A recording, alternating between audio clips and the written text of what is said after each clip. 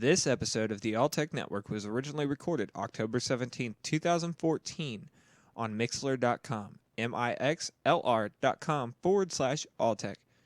You can find all of our podcasts on TATN.weebly.com, TATN.weebly.com.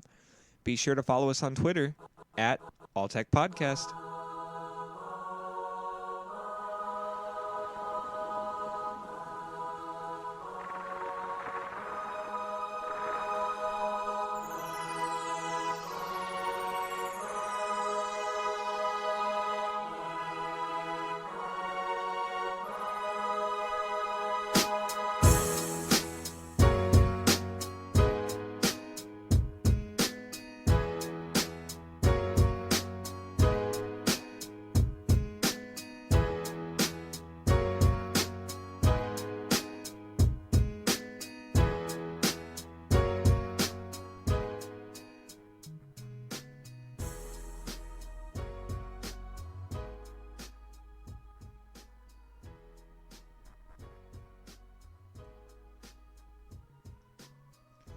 What's up, everybody? It's Mike, your host with All Tech Network.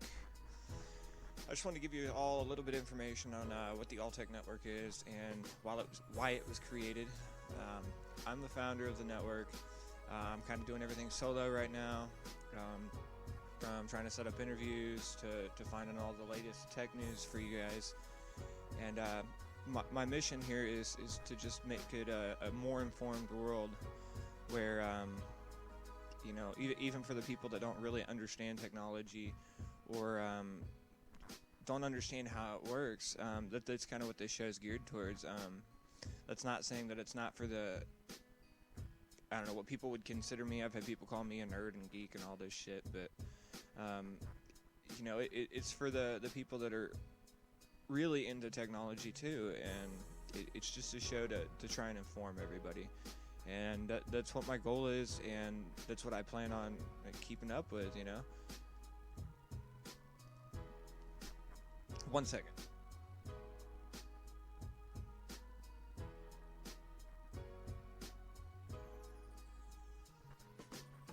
All right, sorry about that.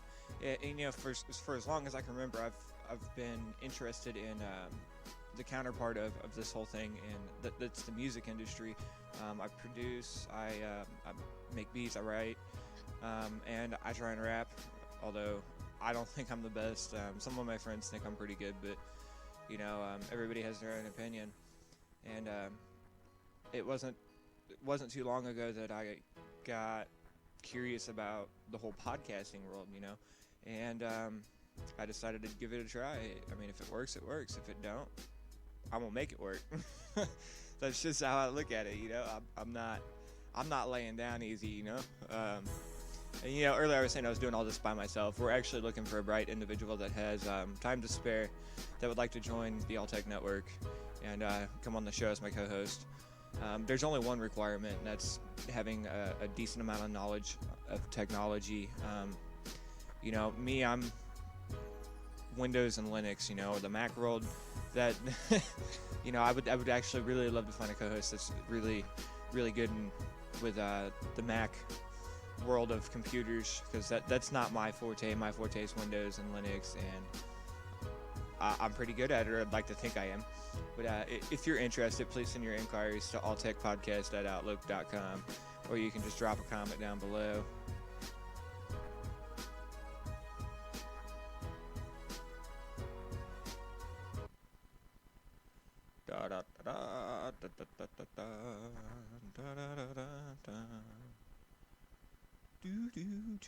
We'll be right back.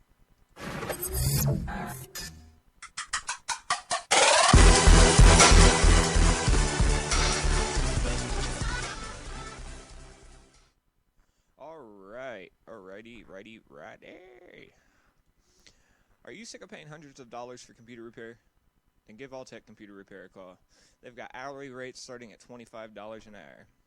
And most of you are probably asking, All Tech Computer Repair? Well, isn't this the All Tech Network? That is correct. All Tech Computer Repair was what started the All Tech Network. It is the base company to everything. So I plan on wrapping that into the All Tech Network because I've also got a record label. So it's just all one big ball of fun.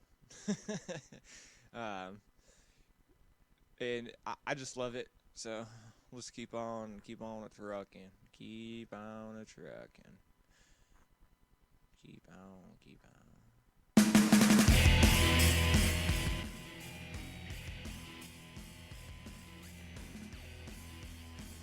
All right. We got our upcoming releases, and there's actually quite a few upcoming releases here. Um, quite a few. I mean, a lot. And you know what I just realized? This is only going to be on Mickler for anybody listening right now. I forgot to start Audacity recording before I started the show, so there will be no post, or there may be, but I don't know how I'm going to acquire the file, but there may or may not be any post on the Alltech website for this podcast. I'll try and get that shit sorted out after the show. Anyways, back to what I was talking about. Upcoming releases. You know, we've got quite a few. This time of year, there seems to be all sorts. Apple just did a announcement the other day. We'll touch base on that here in a few.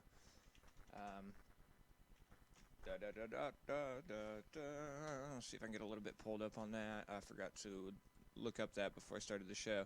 Anyways, we're going to start with the first release that I consider to be the biggest one, and I'm pretty interested in. Google's coming out with a modular phone. It's dubbed Project Ara in January of 2015. So, you know, that's a little over a year away. And it's set retail price right now is $50. And everybody's probably going, whoa, $50 for a phone. There's a catch to that. The modulars, you're going to have to buy some modulars and stuff, and those cost more. Other than that, I really think this modular phone deal could change the world of phones for forever. You know, you look at our laptops and our desktop PCs and stuff like that, and they've all got changeable parts. You know, hey, you're maxing out your RAM. Well, let's go on up to Micro Center and buy a couple gigs of RAM and slap it in the computer. You know, and voila, we're a little bit faster than we were before. If phones become that way, Google has the ability here to possibly change everything and possibly put a few people out of business. Because I know for a fact that if I could get a modular phone and pay less to add stuff to my phone and make it better than paying $900 for a new fucking phone, I'm probably going to do that. You know, it makes sense to me. I'm all about saving money where I can, and a modular phone would definitely help me do that. So let's press on. The next one is another flagship phone from Samsung. It's not been officially announced by Samsung, so everything around this phone is all speculations and going off of Samsung's track record. And I'm talking about the Galaxy 6. Due to a drop in their market shares and whatnot, people seem to think that Samsung is going to push up the release date to April of 2015. And I don't know. I'm really excited about this phone.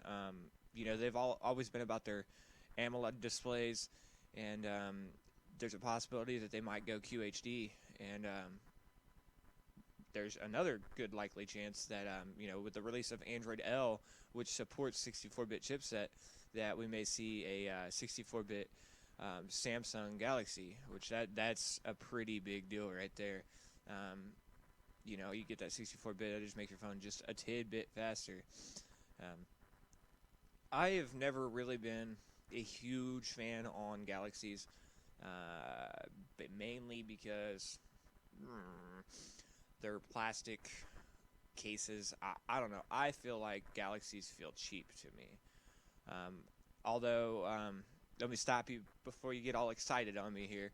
I have not had a chance to play with the S5 or the S5 Active, so I can't judge that. But I'm going off the S4, the Galaxy Note.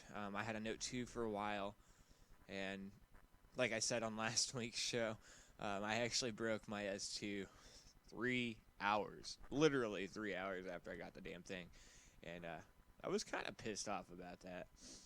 But anywho, back to what I was saying. The cheap quality. I feel like Galaxies don't hold up as well as they should. I'm a big HTC fan, and especially the HTC One. It's an all metal body. It just feels to me professional and sophisticated. It's kind of like the Apple. You hold an Apple, and it gives you that feeling like, wow, this is a phone. There's speculations that they will change the body design and the materials used within the phone, which is exciting news. Onward, my minions. Next up, and this isn't really a new release. I don't know why I have this in the new release section, but actually, we'll talk about that after I talk about Windows. We'll get into the Amazon Fire TV after I talk about Windows. Now, I talked about the new Windows on last week's show for a little while, and I was saying Windows 9. Well, that has since changed. We're not doing Windows 9. Windows is doing Windows 10. And some people may be asking, why are they skipping 9 and 9.5 and going straight to 10? Well, my personal opinion on it is Windows 8 is a flop. It's garbage, mainly because of the UI and the two separate desktops, which is, you got your Metro UI.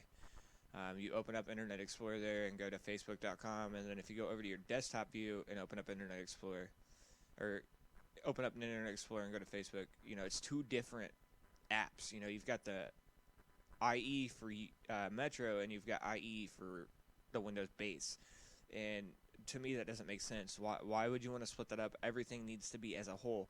And what I think Windows is trying to do is get as far away as possible from Windows 8 as possible.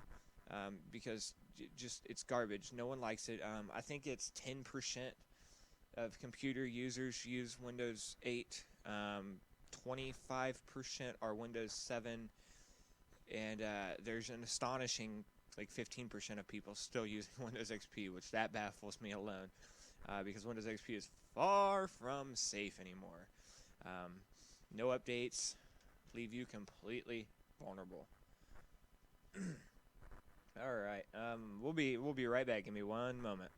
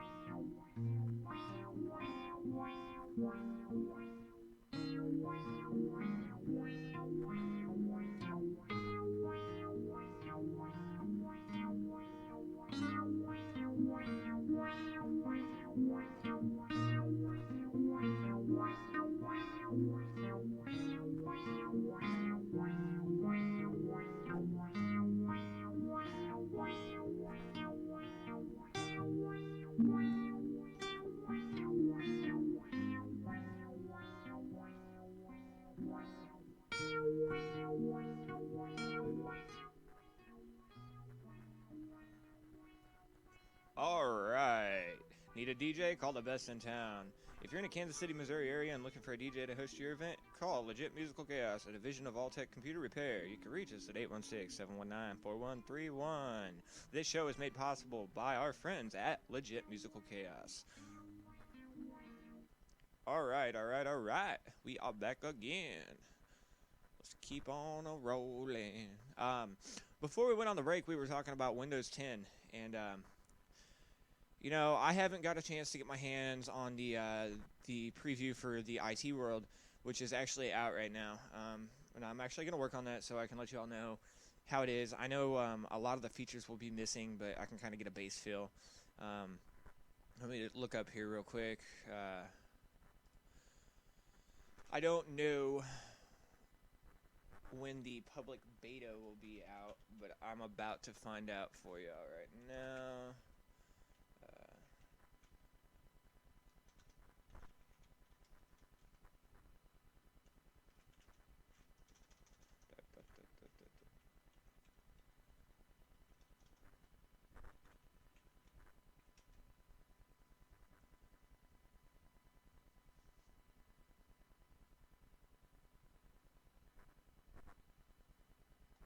nothing so far. However, I do know the tech preview's out. If you're slightly tech savvy or somewhat tech savvy, then know what you're doing. You can download that and give it a whirl. I'll post a link to it in the show notes. Other than that, we're gonna push on here. You know, I said something earlier about the Apple announcement that came out not too long ago, and it's good. I mean, what we've got coming is real good, and just listen.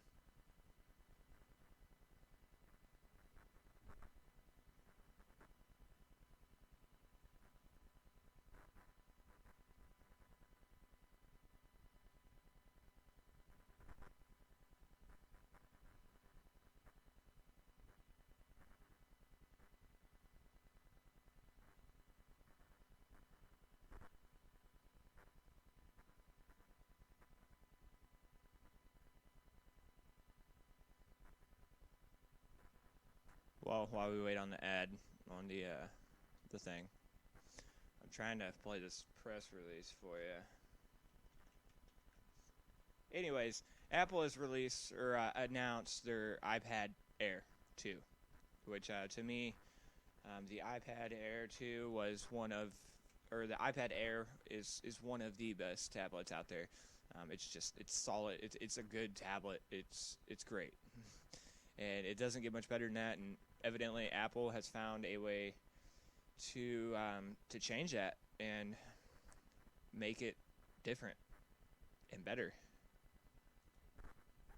which is super exciting for everybody that is an Apple fan. You know, like I said when the show started, I'm not the brightest individual when it comes to Apple, but I'm pretty good at it. And we're gonna go over to IGN, friends at IGN, and listen into everything about the iPad. Once it loads, come on. Yeah, I have problems with this loading shit sometimes. I live out in kind of the middle of nowhere, so I'm relying on Verizon's 4G LTE network for all of my computing needs, which is difficult sometimes. But you know, you take what you get, or you take what you got and leave it. Not much I can do about it, so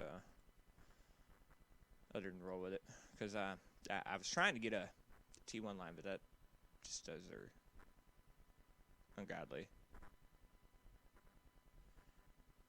Yeah, we're gonna have to wait on that, you sons of bitches. Alright, we're gonna take a break real quick while I get things sorted out. Might be a little bit of a lengthy break, but we're gonna do it, and I'll see you guys back here in like 5 or 10 minutes. I'm just trying to get all this shit sorted out, so I can let you guys listen to this. I think it's really important that you guys listen to it, and I'll be right back.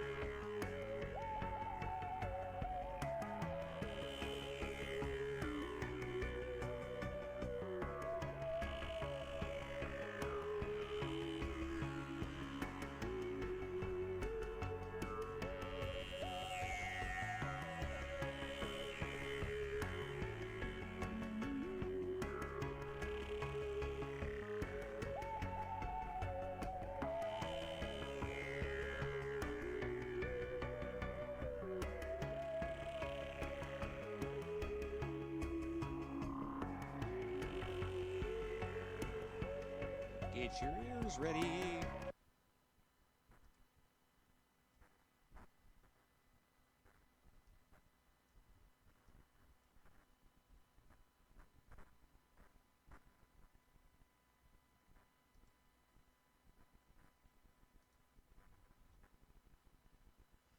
Oh, that might be why I'm having computer problems again.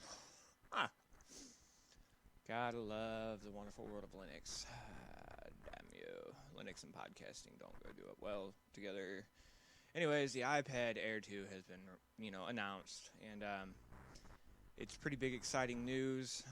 I'll leave a link on the show notes for the entire video. I got a video of the entire press release, or not the press release, but the entire announcement up on the website, and I'll make sure that gets out for you. All right. We all heard about the hype around the set-top boxes, and I really think set-top boxes got real big when Apple TV came out quite a few years ago. I remember having the first Apple TV box, and it was pretty nice. But we've got the Rokus, the Chromecast, and I don't really think this is smart on Amazon's part. They're entering the world of set-top boxes with the Fire TV. But, I wanted to compare them all for a while, and the dominant leader in the set-top box world is definitely the Roku. They have 1,200 plus channels. 1,200 plus channels. So 1,200 plus. That's just ridiculous. And of course, they've got remote support. The one downfall that Roku, Chromecast, and Apple TV don't have that the Fire TV does have is internal storage. And the Fire TV's pushing 8 gigs of internal storage. And then when it comes to RAM, Roku won't disclose on that. Chromecast and Apple TV both, they're sitting at 512. Now this is where Fire TV blows them out of the water. Is they're boasting 2 gigabytes of RAM, and that is just that's pretty good for a set-top box. And there's a reason to the 8 gigs of internal storage and the 2 gigabytes of RAM and the CPU speed. Across the board, it varies. The Roku is sitting at a dual-core 900 megahertz, and then you got the Chromecast dual-core, slightly faster than the Roku at 1.2 gigahertz. And then you got the Apple TV, which is kind of behind, single-core 2 gigahertz. And then the big one here is the Fire TV, quad-core 1.7 gigahertz. And there's a reason for those 3 things I just talked about. Gaming on your set-top box. On the Roku, you can on some, although I can't really say how it goes. I've never used a Roku. I've used Chromecast and Apple TV, and I don't know. If you have a Roku and you game on it, drop a line in the comment box and let me know how it works for you. Chromecast, yes, but it streams from other devices. So essentially you're not gaming on the device itself. You're feeding your video input into the TV through Chromecast.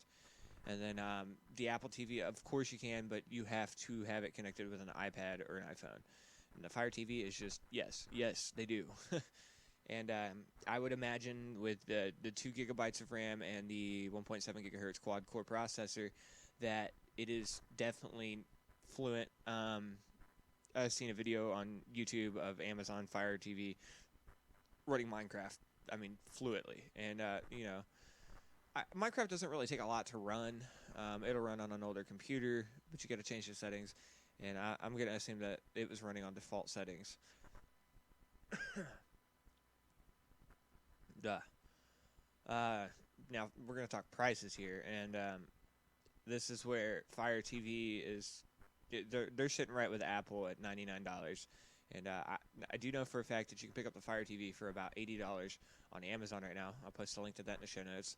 And you got your Roku. It does vary anywhere from, depending on the version and the processor, and if you get a remote, anywhere from $49.99 all the way to $99.99. and then the Chromecast is just $35. So you've got your choice. Now, something that really doesn't matter to me, but might matter to some people, is weight of the device. How heavy is it? The Roku 3 is 5 ounces. Chromecast, obviously, it's a USB stick. It's like 1.2 ounces. And then both the Apple TV and the Fire TV box are 9.6 ounces.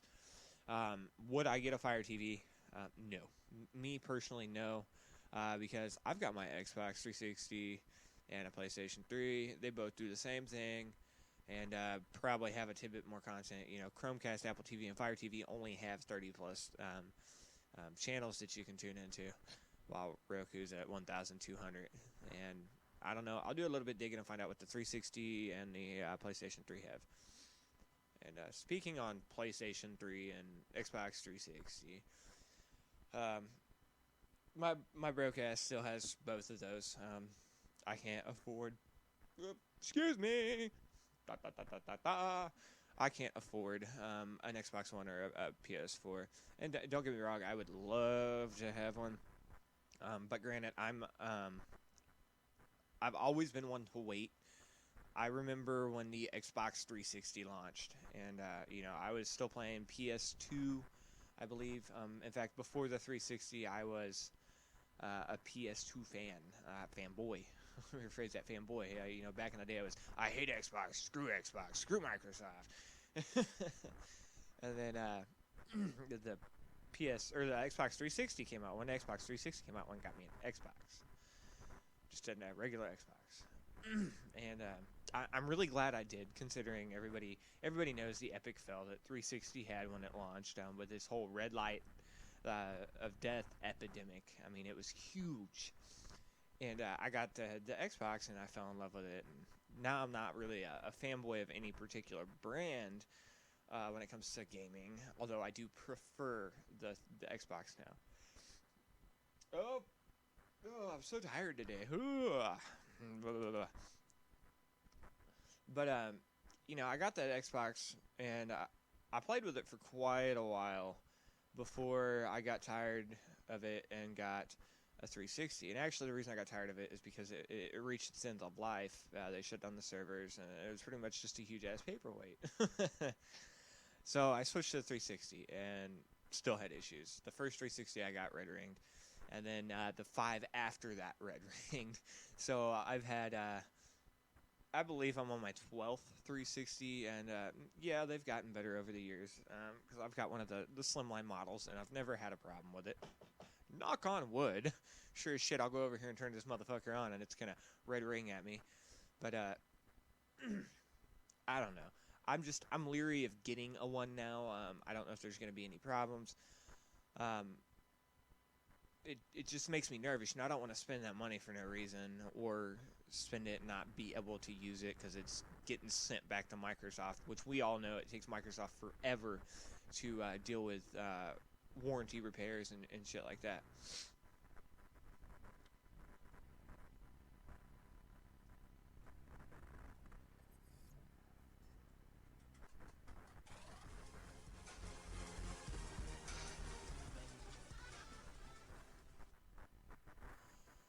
Okie dokie, okie dokie, okie dokie. Let's move on. I had a mod this week that I wanted to share with y'all. It's kind of an old mod, but it's a pretty good mod, and it involves the PSP. Now, I have and my PSP's dead, go figure. I have a PSP 3001. Ironically, I found it in the trash. It took me a while to figure out the mod and to find a file without having to do one of those survey things. But, custom firmware is a big thing on the PSPs. And if I'm correct, I do believe my PSP is running 6.6.0 CFW because of the modded download. I'm going to post a link in the show notes for the mod download. But it's like the most simple PSP mod I've ever done. Usually it takes forever. It's kind of like with a PlayStation 3. They're really hard to mod. I mean, sometimes you've even got to go as far as buying a pre-created flash drive from a company that comes with the files. And they're not super expensive. Excuse Mikey. Mikey is tired today. Um, they're not super expensive, but they're kind of expensive, and especially for people with limited income, that's a challenge. Well, I found this mod for my PSP, and it was the installation process was beyond easy. Um, you throw it on your SD card, stick it in your PSP, and you go in and do an update, and it updates to this firmware, and that's it. That's all there is to it. Bam, it's done. You can put you can make copies of all your games on your SD card, and there's an app store on it now. It's got third-party apps, some official apps. It's pretty cool. It actually made my PSP more valuable to me because, I've got all these apps and shit. Like I have a Facebook app on my PSP. Not that I really care for Facebook. I think it's a bunch of damn drama, but it's there. And I don't know. If any of y'all have any mods that you think are useful, please drop us a line in the comment or email us at alltechpodcast@outlook.com. And if you're interested in coming on the show and talking about your mod, hit us up, alltechpodcast@outlook.com. You can also leave a comment. We've also got a Twitter page. You can find us on Twitter at alltech. Simple, at alltech. Actually, no. Wrong. It's at Alltech Podcast. That's right. So Twitter's at Alltech Podcast. We don't really have a Facebook page. I'm not super big on Facebook. Maybe in the future. Excuse me. Maybe in the future I will.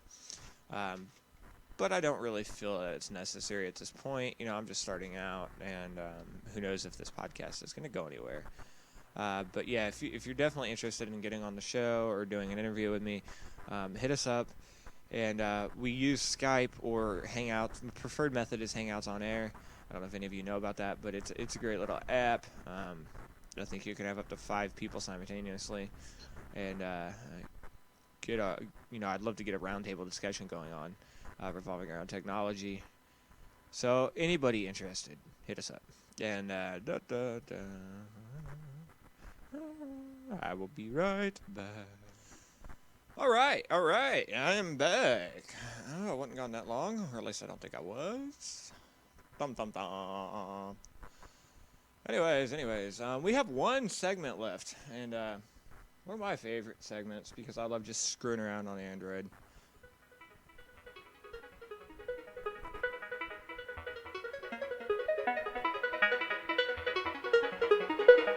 It's time for the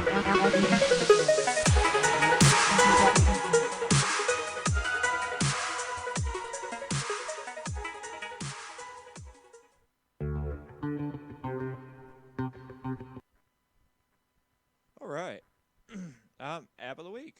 I find these apps of the week by just more or less my personal opinion.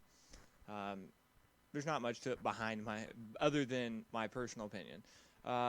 So I just kind of scroll around on the Android store and I download these just apps. I go through 20 apps a week just trying to find good apps that might be useful to someone else. And if anybody's using a Galaxy, they got the TouchWiz interface. LG has their own crappy home screen, and I don't like it. I don't like stock home screens. I feel like I'm limited to what I can do. So I went with a launcher this week, and it's called the OnePlus launcher. And if you have used an iPhone or something, it will look very similar to what an iPhone looks like. Hold on. It looks super similar. And it's basically the desktop style. Everything's on your desktop from left to right. And it just does a good job. It's fluent. It's fast. I haven't had it force close on me yet. And it also, when you first install it, it will like smart categorize all of the apps on your phone into folders. So it made me 6 folders: tools, camera. I got my camera and shit in there. Games, media, anything to do with media, and then social, life, and then system. All the system apps that I put in one folder for you. So all you have to do is go to system and click on it, and that's everything. Last week we talked about Droid Cam. which is a pretty good app. I'll just do a little recap on that. Basically, you can turn your phone into an IP camera via a Wi-Fi network. You can use it via Bluetooth or USB. It's just an all-around great app. Anyways, folks, that is about all the time we have. Right now we have a limited broadcast time. So I'm going to leave you all with that. And one last final note.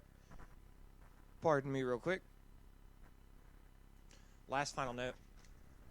Again, I want to reiterate this because I really think this show would be 100 times better if I could find me a co-host to join me on the show weekly.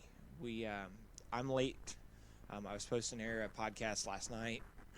Not last night, but I believe 2. I was supposed to air my podcast at 2 p.m. yesterday, and I had a huge computer crash. You know how computers are. When they want to go, they're going to go. I actually had a hard drive go out on my desktop, and on top of that, for some reason, none of my USB ports are working on that, and that's my main, that's my recording rig. That's what I run all of my software through and my mixer and stuff. And without that, it's really difficult. So now I'm using laptops, like two different laptops. But, I'll make it work for y'all because I really like doing this show. And I think it would be better if I could find someone to co-host because I can only do so much by myself. I can only talk about so much. And I really feel like this show would be more engaging with a co-host on the show. And we'll just leave it at that. If you're interested, send us an email at alltechpodcast@outlook.com. Hit us up on Twitter at alltechpodcast. Or you can drop a comment. That's Mikey. And I am out. I would like to take the time to apologize for the low audio quality during that recording. I didn't realize that my cell phone was sitting directly next to my mixer, which created a ton of interference throughout the show.